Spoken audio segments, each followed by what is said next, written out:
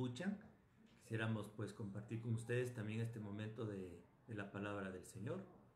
Creemos pues que la voz de Dios siempre tiene que ser escuchada, que nuestra alma, nuestro corazón necesita escuchar vez tras vez cuál es la voluntad del Señor, ¿no? Cuáles son sus promesas, sus mandamientos, en fin.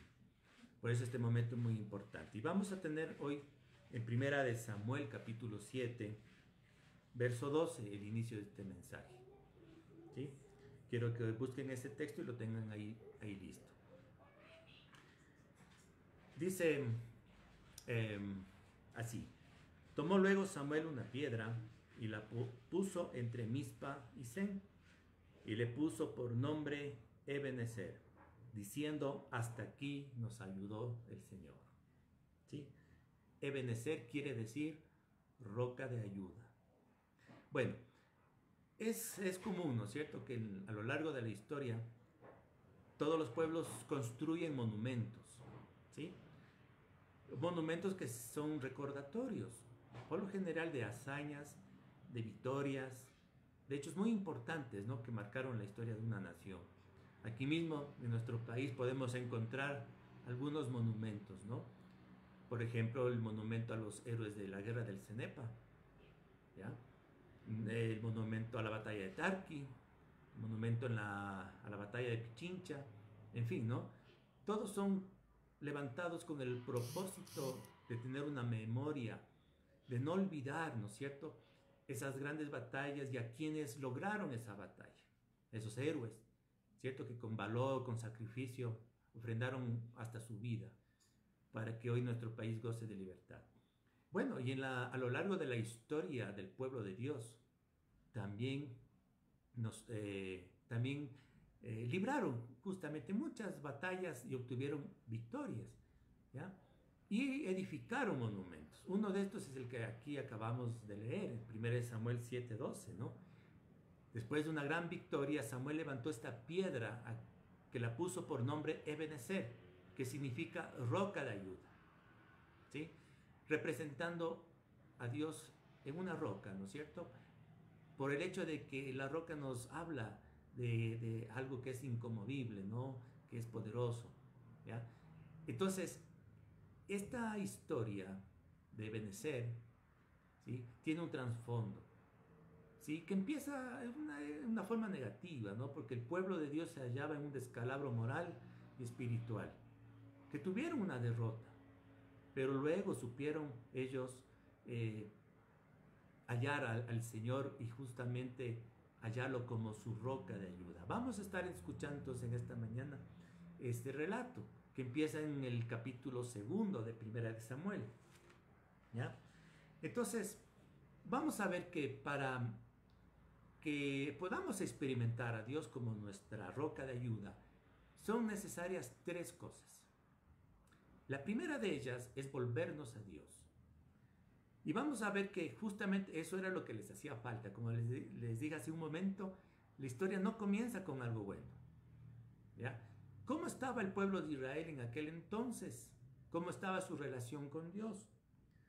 Aquí en el capítulo 2 de Samuel, en el versículo 12, nos dice así: y los hijos de Elí era el sacerdote principal en aquellos días, ¿no? Los hijos de Elí, que también eran sacerdotes, dice, eran hombres impíos y no tenían conocimiento de Jehová. Oiga, ¿qué les parece esto?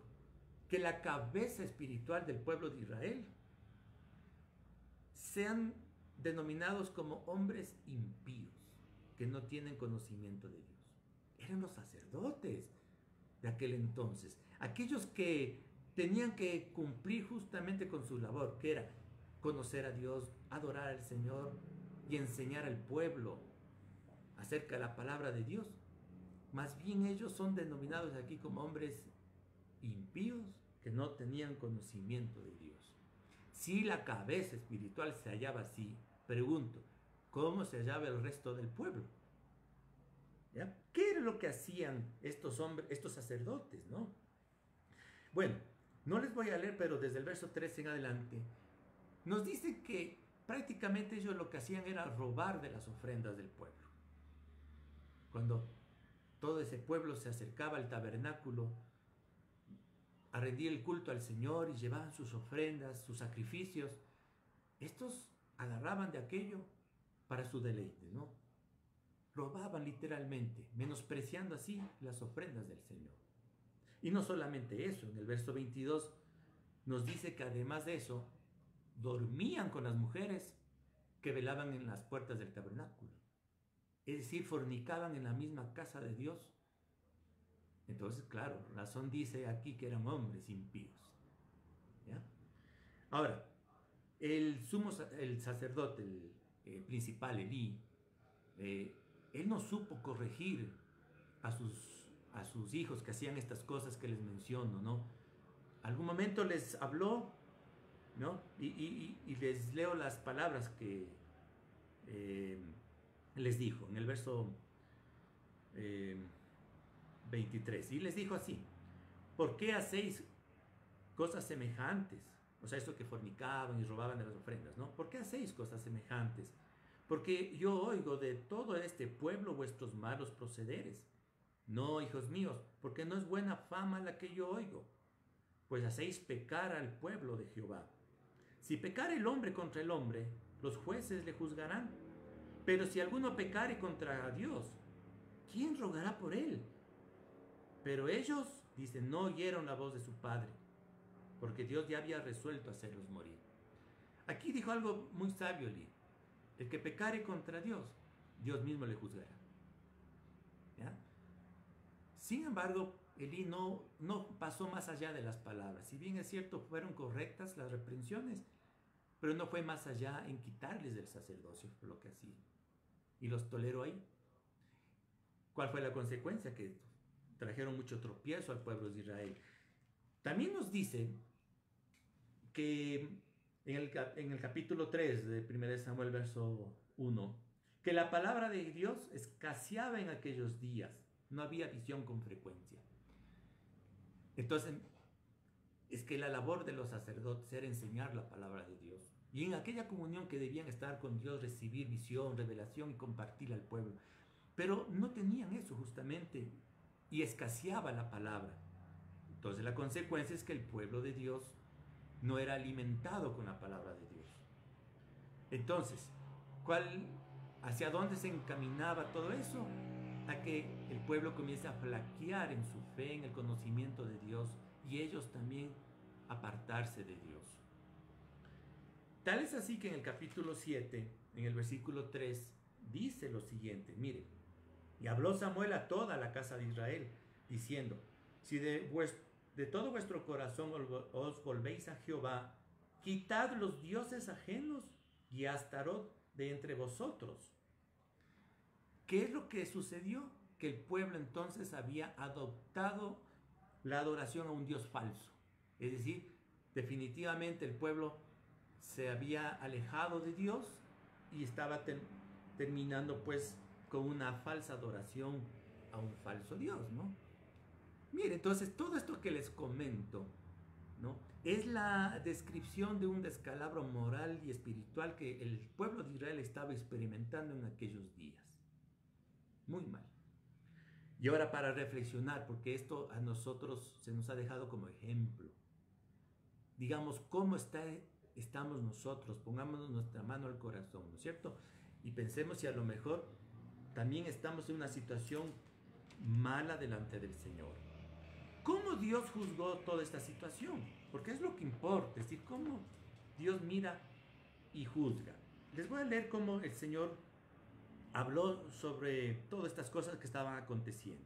En el capítulo 2 de Samuel, ¿no?, el verso 27.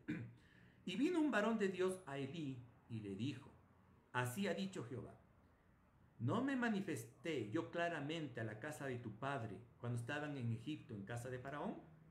Y yo le escogí por mi sacerdote entre todas las tribus de Israel, para que me ofreciese sobre mi altar y quemase inciensos y llevase efod delante de mí. Y di a la casa de tu padre todas las ofrendas de los hijos de Israel. ¿Por qué habéis hollado mis sacrificios y mis ofrendas que yo mandé ofrecer en el tabernáculo? Y escuche, mire, ya has honrado a tus hijos más que a mí, engordándolos de lo principal de todas las ofrendas de mi pueblo Israel. Por tanto, Jehová, el Dios de Israel, dice: yo había dicho que tu casa y la casa de tu padre andarían delante de mí perpetuamente, mas ahora, ha dicho Jehová, nunca yo tal haga, porque yo honraré a los que me honran, y los que me desprecian serán tenidos en poco. He aquí vienen días en que cortaré tu brazo y el brazo de la casa de tu padre, de modo que no haya anciano en tu casa. Verás tu casa humillada, mientras Dios colma de bienes a Israel, y en ningún tiempo habrá anciano en tu casa. El varón de los tuyos que no corte de mi altar será para consumir tus ojos y llenar tu alma de dolor, y todos los nacidos en tu casa morirán en edad viril. Y te será por señal esto que acontecerá, que tus dos hijos, Ofni y Fines, ambos morirán en un día. Entonces, mire, el Señor está juzgando esa conducta de estos sacerdotes, ¿no? Y diciéndoles claramente que Él no va a honrar a los que no lo honren, que Dios no va a estar con aquellos que no están con Él, que Dios no va a bendecir a aquellos que lo han dejado. Y lamentablemente, el juicio de muerte se mandó sobre aquellos sacerdotes impíos, ¿no? Eso ya es una cosa de Dios, no es de los hombres. Ya el Señor es el único que puede quitar la vida a alguien o no, ¿sí? Por algún pecado. Y el Señor, eso fue lo que determinó lamentablemente, ¿no? En aquellos días, pero Dios es justo, ¿ya? Ahora mire, reflexionemos un poco. Dice Dios no honrará a aquellos que no lo honran. No piense la gente, ¿no? La gente injusta, la gente que no acostumbra a devolver lo que se le presta, aquellos que les gusta pedir dinero y no devolver, que Dios los va a honrar. Aquellos que no pagan sus arriendos, pudiendo, ¿no? Porque son dejados. Aquellos dueños de casa que cuando sale su inquilino no devuelven la garantía, debiendo hacerla. No crean que Dios va a honrar a ese tipo de personas. Dios está mirando desde el cielo todas esas conductas. Dios no va a honrar al esposo o la esposa infiel. No va a honrar a aquellos hijos que no honran a sus padres. Ni va a honrar tampoco a aquellos padres que han abandonado a sus hijos, porque simplemente no cumplen con su rol y no los crían y no los educan. Pregunto, ¿acaso honrará Dios a aquellos candidatos que hoy mismo aquí, lamentablemente en el Ecuador, no se dedican sino a calumniar a los otros? Y si es cierto aquello de alguno de ellos que ha recibido plata de la guerrilla colombiana, ¿creen ustedes que Dios va a estar con ellos? Dios está mirando del cielo todas las injusticias que se cometen aquí y tantos pecados. Dios no va a honrar. Lamentablemente, nosotros nos equivocamos, ¿no es cierto?, con elegir a gente que no teme a Dios. Que Dios tenga misericordia de nosotros. Pero bueno, todas estas cosas que le digo y que estoy confrontando no es sino para que reflexionemos nosotros y reflexionemos cómo está nuestra vida delante del Señor, ¿ya? Es importante, mire, que estemos a cuentas con el Señor, ¿ya? Entonces, bien, con todas estas cosas que vemos aquí en Primera de Samuel, ¿no?, que pasaron a Israel y que Dios ha decretado, pues, ¿no?, que simplemente no va a honrar a los que le honran. Resulta, mire, la historia nos cuenta que Israel se enfrentó a los filisteos en aquellos días. ¿Cómo les fue? Les pregunto. ¿Cómo creen que les fue si andaban mal delante de Dios? Leamos en el capítulo 4, verso 1. Y dice así: y Samuel habló a todo Israel. Por aquel tiempo salió Israel a encontrar en batalla a los filisteos y acampó junto a Ebenezer. Y los filisteos acamparon en Afec. Y los filisteos presentaron la batalla a Israel. Y trabándose el combate, Israel fue vencido delante de los filisteos, los cuales hirieron en la batalla en el campo como a 4,000 hombres. ¿Cómo les fue? Les fue mal. No pudieron enfrentar a sus enemigos en batalla y perdieron 4,000 hombres. Porque Dios no estaba con ellos, por eso simplemente. Porque Dios no estaba con ellos. Y lo irónico es de que ellos, los israelitas, justamente estaban acampando en Ebenezer, que quiere decir roca de ayuda. Un nombre que invoca que el Señor es la ayuda de ellos.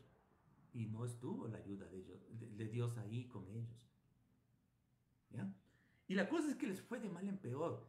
Porque estos israelitas, ¿no? En vez de arrepentirse y volverse al Señor, ellos siguieron en las suyas y más bien hicieron el peor de sus errores. Creyeron ellos que por traer el arca del pacto, es decir, sacarle el arca del pacto del tabernáculo, del lugar santísimo, el arca del pacto es el trono de Dios. Y ahí era el lugar donde Dios se manifestaba, ¿no? Y sacan el arca del pacto y lo llevan a la batalla, creyendo de que porque el arca del pacto iba a estar allí, entonces iban a vencer a sus enemigos.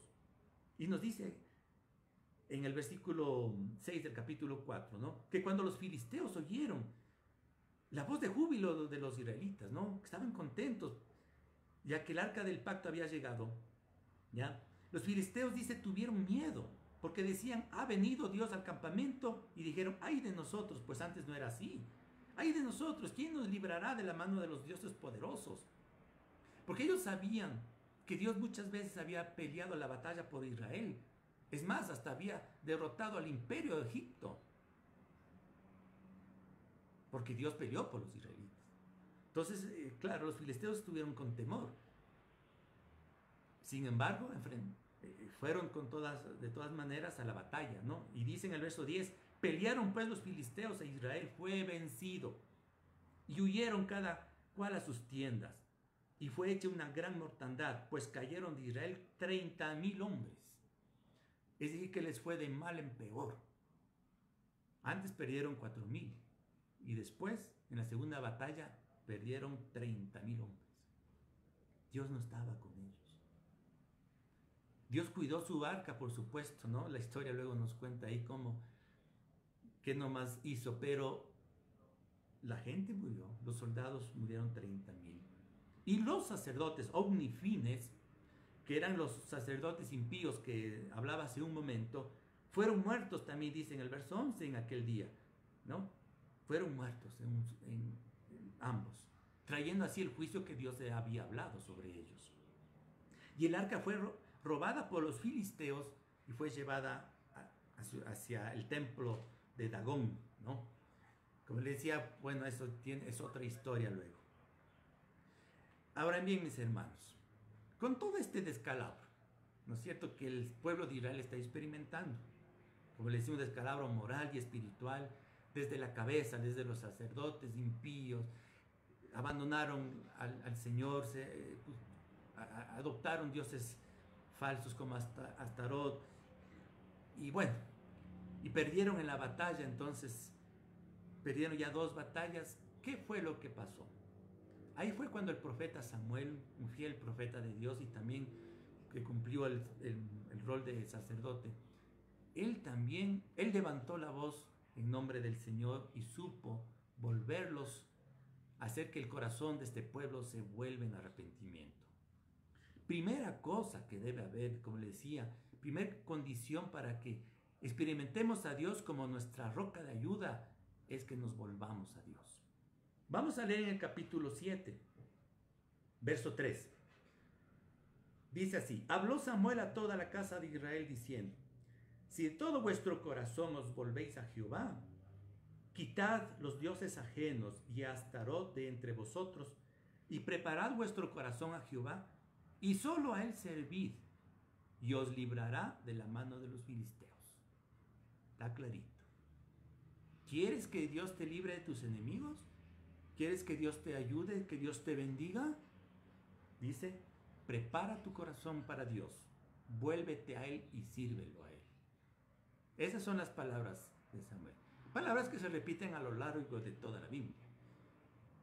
Hay que volverse al Señor. Israel tenía que arrepentirse de sus pecados, ¿sí?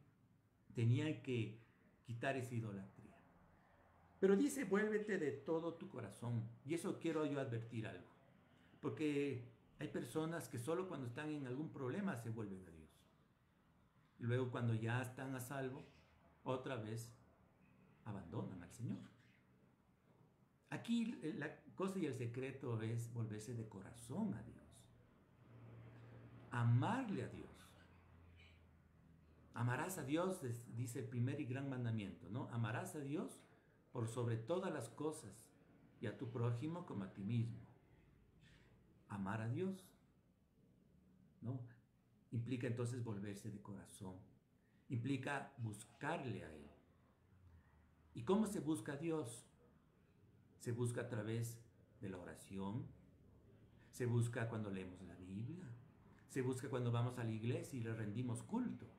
Cuando le rendimos adoración.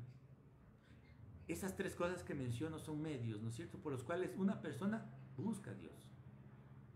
Y Dios se manifiesta a través de esos medios, porque cuando alguien adora a Dios, está en comunión con el Señor y puede llegar a sentir su presencia. Cuando lee la Biblia o escucha un mensaje, Dios le habla. O cuando está en esa intimidad con Dios en oración, hablando y conversando con Él, Dios habla al corazón también. Entonces, ir a la iglesia, ¿no es cierto?, adorar al Señor y cantar alabanzas. Cuando lo busco en oración o leo la Biblia, estoy volviéndome a Él. ¿Ya? Y obviamente que después, porque no solamente son esos momentos de intimidad con Dios, sino que hago el resto de mi vida. Cumplo los mandamientos del Señor, en donde quiera que esté, en el hogar, en el trabajo, con mis amigos, donde quiera. Yo, y bajo cualquier circunstancia, ¿no?, amo a mi prójimo, me comporto con justicia, ¿no es cierto?, con él. Ayudo al necesitado, en fin. O sea, cumplo con los mandamientos del Señor. Amarás a tu prójimo como a ti mismo. ¿Ya? Todo eso implica volverse al Señor. Y afortunadamente el pueblo de Israel reconoció sus faltas y se volvió al Señor. Les leo el verso aquí en el 1 Samuel 7, ¿no? Verso 5. Y Samuel dijo: reunid a todo Israel en Mizpa, y yo oraré por vosotros a Jehová. Y reunieron en Mizpa y sacaron agua y derramaron delante de Jehová. Ayunaron aquel día y dijeron: contra Jehová hemos pecado. Y juzgó Samuel a los hijos de Israel en Mizpa. Contra Jehová hemos pecado. Es decir, reconocieron. Y eso es bueno, mis hermanos. Cuando la persona llega el momento en que vuelve sus ojos a Dios y reconoce que ha pecado y que necesita arrepentirse, a darle un giro a su vida. ¿Ya? Dios miró eso, porque Dios, así como miraba cuando lo fallaban, también mira el corazón que se humilla, el corazón que se arrepiente. Él está muy cercano a esos corazones humildes, ¿no? Bueno, ya hemos visto aquí la primera cosa, entonces, que es necesaria volverse a Dios. ¿Cuál es la segunda cosa para encontrar a Dios como nuestra roca de ayuda? La segunda cosa es orar cuando estoy en problemas y reunirnos entre personas para orar juntos. Mire, en el verso 7 dice: cuando oyeron los filisteos que los hijos de Israel estaban reunidos en Mizpa, subieron los príncipes de los filisteos contra Israel. Y al oír esto, los hijos de Israel tuvieron temor de los filisteos. Entonces dijeron los hijos de Israel a Samuel: no ceses de clamar por nosotros a Jehová nuestro Dios, para que nos guarde de la mano de los filisteos. No ceses de orar. Es importante esos momentos de oración en grupo, de ponerse de acuerdo y orar entre todos, orar personalmente, ¿no?, cuando nos hallamos en problemas. Hace unas semanas, mira, aquí una hermana de la iglesia, ¿no es cierto?, hermana Pati Troya, ¿qué testimonio nos contó? Se enfermó del COVID, toda la familia se enfermaron del COVID, pero ella iba de mal en peor. ¿Ya? Hizo todo lo que humanamente se puede hacer y que los médicos recomiendan, pero iba empeorando. ¿Qué dijo ella? ¿Qué nos comentó? Que llegó el momento en que ya no podía respirar. Es decir, sus pulmones se enfermaron y ella sintió la muerte ya. reunió a la familia, no sé si ustedes recuerdan, pero ella se despidió ya de su familia. Y sí, ya le llegó la hora. Sin embargo, no perdía la fe y encomendó su vida al Señor. Y el esposo, ¿no? Nuestro hermano Cristóbal, ¿qué hizo? Puso las manos sobre ella y oró. Inmediatamente, mire, el dolor se le fue y comenzó a respirar. Se sanó la hermana. Si recuerdan ese testimonio que nos contó, ¿no? Se curó milagrosamente. Es lo que estamos diciendo. Que cuando hay un problema que llega a nuestra vida, mire, una batalla, como luchar contra el COVID, si no ha llegado el momento de partir de este mundo, porque Dios tiene un momento determinado para cada persona, ¿no? Si no ha llegado, no hay COVID que pueda vencernos. Y así mismo se puede decir en otras circunstancias. Si sean estos problemas de deudas o problemas de falta de trabajo, de inseguridad, yo que sé cuántas cosas, ¿no?, que atravesamos. Si Dios está contigo, el poder de Dios se va a manifestar. Por eso aquí, mire, el llamado es este: cuando llega esta batalla, estos problemas de tu vida, ora y pide oración. Oremos juntos y libremos esa batalla, porque Dios está con nosotros y Dios se va a manifestar bondadosamente. Porque ¿qué dice la Biblia? Clama a mí y yo te responderé. Eso es lo que Dios ha dicho. Jesús mismo dijo, ¿no? Cuando hablaba de la oración, decía, buscad y hallaréis. Entonces hablaba de eso, de insistir y ver las maneras por medio de la oración. Y hallaremos, dice. Golpear a la puerta y se os abrirá. Entonces, la oración es eso, es golpear las puertas para que se nos abran. El Señor ha prometido la oración, pero la oración a Dios por medio de Jesucristo, como enseña la Biblia. Si oras a otras personas, yo no te puedo garantizar eso. Claramente se enseña que hay que orar al Padre Celestial en el nombre de Jesús. Eso se enseña en la Biblia, te puedo asegurar. Jesús, Mateo capítulo 6, verso 6.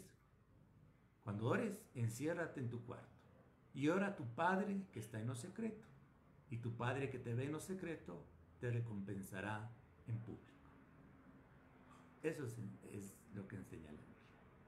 Bueno, así que se pusieron en oración, y la tercera y última cosa que sucedió aquí para hacer de Dios su roca de ayuda, ¿no es cierto?, y vivir esa experiencia, es que, bueno, aparte de orar también hay que actuar, ¿no? Leamos aquí en 1 Samuel capítulo 7, versículo 9. Y Samuel tomó un cordero de leche, lo sacrificó entero en holocausto a Jehová, y clamó Samuel a Jehová por Israel, y Jehová le oyó. Y aconteció que mientras Samuel sacrificaba el holocausto, los filisteos llegaron para pelear contra los hijos de Israel. Pero Jehová tronó aquel día con gran estruendo sobre los filisteos y los atemorizó, y fueron vencidos delante de Israel. Y saliendo los hijos de Israel de Mizpa, siguieron a los filisteos, hiriéndolos hasta abajo de Betcar. Así que la batalla se dio, ¿sí? Los israelitas salieron a pelear y Dios tronó desde el cielo. Es decir, mire, después de haber orado y de haber intercedido, o mientras se oraba incluso, ¿no es cierto?, porque todavía Samuel estaba en oración cuando la batalla se dio, ¿no? Dios hizo su parte. Tronó desde los cielos y asustó a los filisteos. Les bajó la moral. Y los israelitas hicieron la suya, salieron a pelear y vencieron.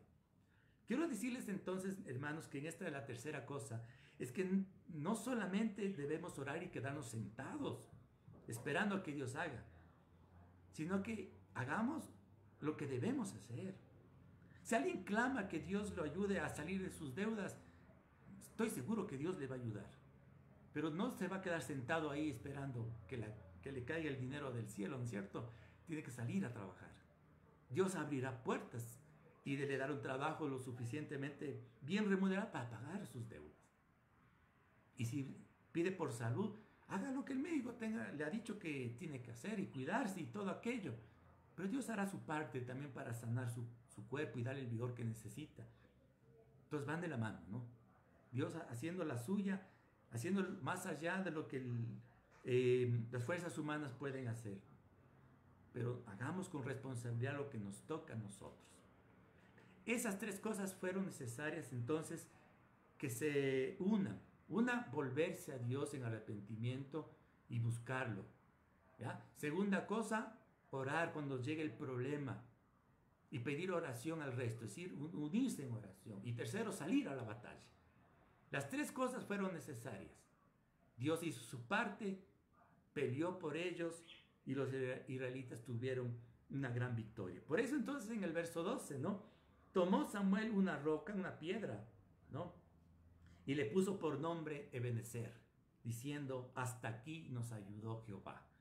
Un monumento se levanta solamente después de la batalla y después de obtener victoria. No vamos a ver un monumento que se levante antes de, sino después de la batalla, ¿no es cierto? Entonces, Ebenezer es el monumento que representa, ¿no es cierto?